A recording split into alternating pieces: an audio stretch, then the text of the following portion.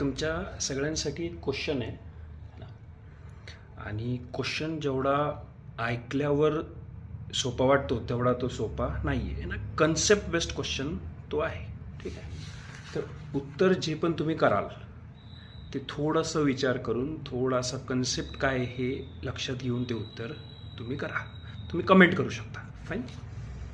असं for example एक class आहे आणि त्या क्लासमध्ये सगळे जी मुलं आहेत, सर्टन नंबर ऑफ बॉईज, जे पण काही मुलं आहेत, त्या सगळ्या मुलांचं जे एजचा ॲव्हरेज आहे ना, तो ॲव्हरेज आहे 30. किती? 30. फाईन.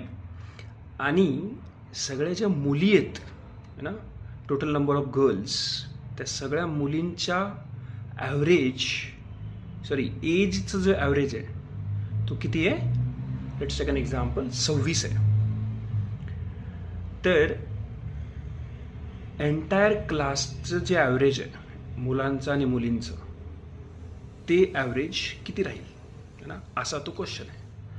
आता क्वेश्चन जेवढा ऐकायला सोपा वाटतो, जसं as I said, it is not as simple as that. Fine. आणि as I said, it's a concept based questions, की जो कन्सेप्ट हा वेटेड ॲव्हरेज किंवा तुम्ही याला ॲलिगेशनसुद्धा तुम्ही म्हणू शकता, ह्या कन्सेप्टच्या बेसिसवर तो क्वेश्चन आहे.